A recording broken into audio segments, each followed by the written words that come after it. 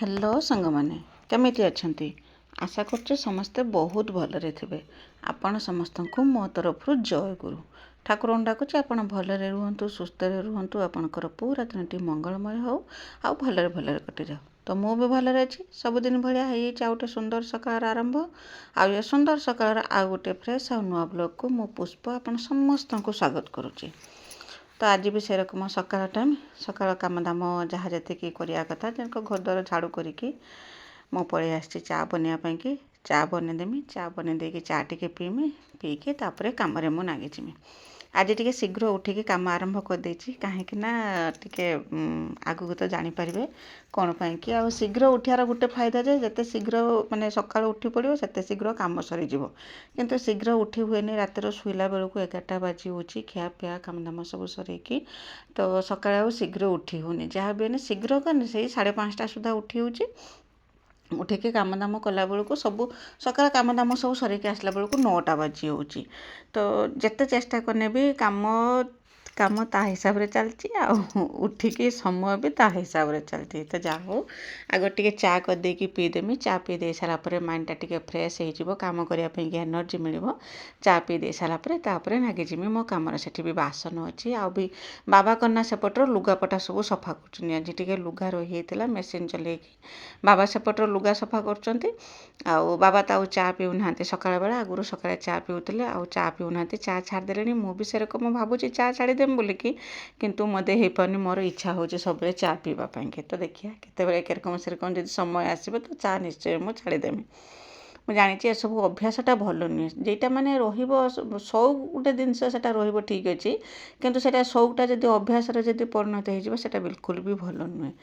तो तापर चा पी देथी चा पी दे सारिकी आसती चुली पाखक ये 2-3 दिन हम खरा करूना माने टाण खरा करूना किंतु टिके गुड़गुड़ी भाया करुच्ची जेटा कि भारी काटुची माने निया चुली पाखर हो बाहर को बाहरी गने सेटा भारी काटुची जो ताती जो खरा ताती सेरकम कहीं खरा करूना। तो कहते वर्षा हम बोलिकी से कि कौन जोर खरा करूना आसती चुली पाखक चुली पाखटा खरका पुरका करके छुंच मारदेमी कहीं ये आज रोषे करमी आगरा शीघ्र आसिक ये रोषे कामटा सरदेमी कहीं मुझे कहते ना आगक निश्चय जानीपर कौन पाई कि आज ये तरबर पूरा तत्पर आउ एत चंचल कौन पाई कहीं आज गोटे जगह को जबार अच्छे आमको जिते शीघ्र रोषेबास काम दाम सब सरे देकी मुझे कहीं गैलन जीव ना आ नणद जो अच्छा से भी तो जीवे ना तो 2 जन पाई रोषेबास कम सरे देकी माने रोषेबास करके रखिदेकी मुझे तो से सकाळ खियापिया तो समस्ते करवा आम तापर दीपहर पाई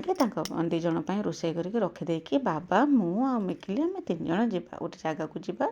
तो से टे शीघ्र शीघ्र कम सरोची आ ये देखिपे करना पाउंश जे सब पड़ी ना तो सबुदिन पाउंश जो यीटार तो गोटे तो इटा चुली से भात रांधे भात तरकारी रांधुनी आउ जो ये जो गोटे चुली से करना धान उसौनी। तो सबुदिन कौन ना कुकुर रातिर आसुँच चुली भितर जी पाउंश अच्छे सब पाउंश करना बाहर को आंपुड़ी बाहर कर दौरान कौन पाई कि केजाणी एरकम करुँच मुझे जानीपारे मुझे सबुदिन खरका पुरका करके धानटा असना हो सब पाउंश पड़ी खरका पुरका करके चुली भितर पाउंश सब भर्ती करदेमी आउ कना देखला बेलू सकाळु सब पाउंश देखला बाहर को सब आंपुड़ी पकई एरम कहीं केजाणी कर कि मजा मिलूँ कुकुर को मुझे किसी बुझीपारनी। तो सेठी सब से जे पाउंश आउ चुली करना जदि पाउंश बाहर करदेमी ना पूरा गात हो तो पाउंश अच्छे ताऊपर करना बुझे माटी पकईदेने चुलीटा पोतीजिव। तो से पाउंश बाहर करना तार जहाँ तार अच्छी मत लगुच एवं करना चुलीटा पोती देते हम धान तो अच्छे आहरी थे ऊँचा कि तो देखा कि दिन धान पाड़ी पड़ूँ धान हुंसा हो तो से चूल खरका पुरका करके परिष्कार करके छुंच मारदे छुंच मारदे सारिकी आसतीनी एपटिके आसतीनी एपट तो ग्रिलटा नगाही जो कि 2-3 दिन मिस्त्री समय दे आज मिस्त्री आसना पक्का मिस्त्री कम करने कि तो अलग आड़े कौटी कम थी सका फोन करते आज आसबे से आसंता काली आसबे। तो ये करना माने जो ग्रिलटा जे नागी तो खरका पुरका करके मुझे सेपटे सब बाहर करदे देखिपे केरकम धूली सब उड़ूची।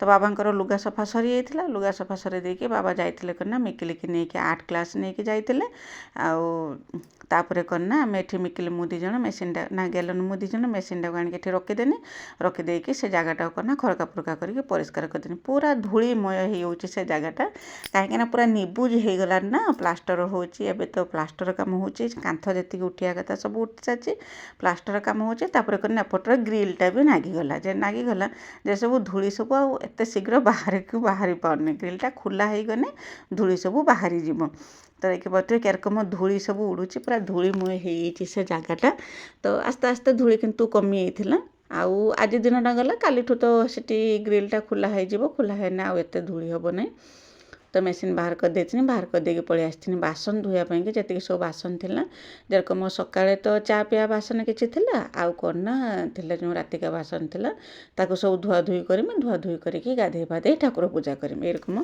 तारी भितर जाइकी भी गाई दुहिकी आसतीनि गाई के तुराणी देइथिलिनि गाई दुहि देकी मु पलि आसतीनि मने ठाऊ बाबा आसने तांकर गाई की तुरान देबे मते भी एपटर लेट होउची दीदी मु सेपटर से सब काम करमी गाई की तुरान देमी गाई फिटेमी गुआल काढ़मी मते भी लेट हो कहीं मते बहुत शीघ्र रोषेईबास कम सर अच्छे बाबा कहते 11टा सुधा रेडी हो बोलिकी तो 11टा सुधा रेडी हो पारमी कि न हो पारमी तो से हिसाब से मुझे कम करुँची तो मो भिडियो एमती जोड़ी होकर रही था भिडियो को आरंभ शेष पर्यंत देखो बिल्कुल भी स्किप करंतुनी आ मो भिडियो किसी भी यदि आपको पसंद आसता तो मो चैनल को सब्सक्राइब करके वीडियो को लाइक टे करदे और छोट स्नेह भरा कमेंट मो लिखिदेवे जे मो भिडियो आपको केमी लगुच बोलिकी आ कहीं जब नुआ करके मो भिडियो देखुंत तो प्रथम मो चैनल को सब्सक्राइब कर दिंतु जहाँद्वारा कि मुझे जिते भी भिडियो छाड़मी सर्वप्रथम आपण ही मो भिडियो देखिपारे आ मो भिडियो को आपण फैमिली फ्रेंड मान सहित टिके शेयर कर दिंतु तो मो मते भी टिके सपोर्ट मिलबो कहीं ना आपणकर सपोर्ट आ भल पाइबा मते यूट्यूब रे वीडियो बनवाई प्रेरणा जोगाउची आ साहस मध्य दूची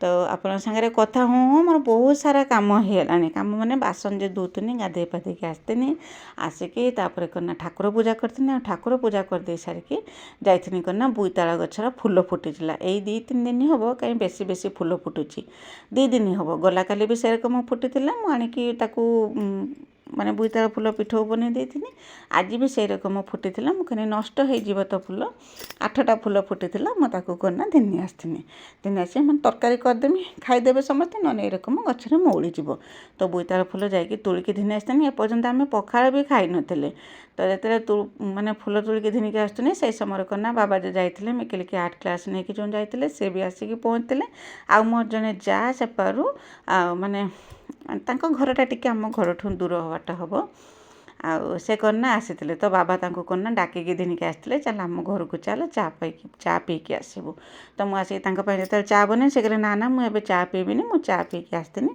तो से टिके समय बसला मुझे करना परिया जहाँ मैंने पखाला खाइबापी कि परिया जहाँ काटिबार था मुझे करना काटिके सेठी करना भजा बसई देथिनि आ ता पूर्व कौन करथिनि ना हाँ खाई भजा बसई देकी तापर करना आम समस्ते खाई आउ खाई दे सारा पर मुझे चुली नगेकी चुलीर भात बसई देथिनि आउ गैस रे आसी करना तरकारी कर देथिनि तो 2 पट जेहेतु नगे देथिनि तो मोर रोषेई कामटा शीघ्र सरी जाइथिला तो एमती जगी छकी काम करिया कौचे आ जेइटिके गला माने ना घरर जेतिकी सब काम अच्छे सब काम सरे देकी जाइते पड़िबो नने ना से काम जदि रही जाइथिबो ना मनटा एइटी थिबो आ आसला परे से कामटा जेइटी छाड़िकी जाइथिबो पुणी से कामटा सेउठू ही आरंभ करिया को पड़ियो तो सेपट करना मुझे जो भजा जो बसई थी भजा भात देती आसे आप सागर भेट हो चुली नगेकी अलरेडी सेपटर भात बसई देती आएपटर करना जो हूँ भजा भाजी थी जे आम सब पखाड़ खाई सारी पखाड़ खाई दे सारिकी बासन कुसन सब धुआ धुई करके विमोदिनी आसपर करना ये करना मुझे बासन कुसन सब गुछाऊँगी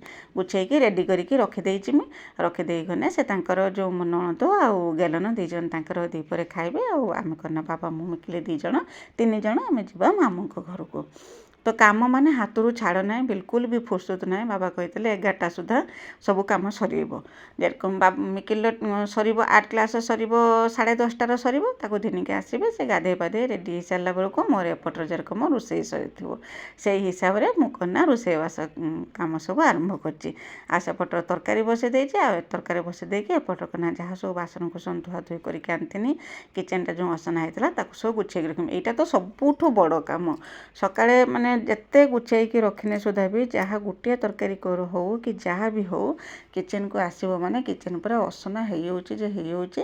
ଆଉ କ'ଣ କହିବି, ତାକୁ ଗୁଛିବା ପାଇଁକି ବି ସମୟ ଲାଗୁଛି। ମୁଁ ସବୁ କରୁଛି, କିଏ ଜିନିଷଟା ବାହାରି ଆସୁଛି, କିଏ ବାସନଟା ବାହାରି ଆସୁଛି ତାକୁ ଆଣିକି ରଖିଦେଉଛି, କିଏ ବୋତଲ କିଏ ପାଣି ପିଇକି ରଖିଦେଲାଣି, ତ ଚାମଚ କିଏ ରଖିଦେଲାଣି, ତ ଛୁରୀ କିଏ ରଖିଦେଲାଣି, ପରିବା କିଏ ରଖିଦେଲାଣି, ଏଇ ରକମ ସବୁ ହେଉଛି। ତ ତାପରେ କ'ଣ ନା କହୁଥିଲି ନା, ଭାତ ବସାଇ ଦେଇଥିନି, ସେପଟରେ ଭାତ ବସାଇ ଦେଇକି ଗ୍ୟାସ୍ରେ ଆସିକି ତରକାରୀ ବନାଉଛି। ତ ତରକାରୀ କ'ଣ ବନେଇଥିନି ନା, ଗୋଟା ବାଇଗଣ ତରକାରୀ କରିଥିନି, ଆଉ କ'ଣ ନା ବୋଇତାଳ ଫୁଲର ବରା ବନେଇଥିନି, ଆଉ ଆଳୁ ଚଟଣି କରିଥିନି। 2 ଜଣ ଖାଇବେ ବୋଲିକି ତାଙ୍କ ପାଇଁ କେତିକି ତରକାରୀ ବନେଇ ଦେଇଥିନି। ତରକାରୀ ବନେଇ ଦେଇକି ତାପରେ ମୁଁ ଯାଇଥିନି କ'ଣ ନା ରେଡ଼ି ହେବା ପାଇଁକି, ମାମୁଁ ଘରକୁ ଯିବା ପାଇଁକି। ବହୁତ ଦିନ ପରେ ମୁଁ ଯାଉଛି, ପାଖାପାଖି 1.5 ବର୍ଷ ପରେ ମୁଁ ମାମୁଁ ଘରକୁ ଯାଉଛି।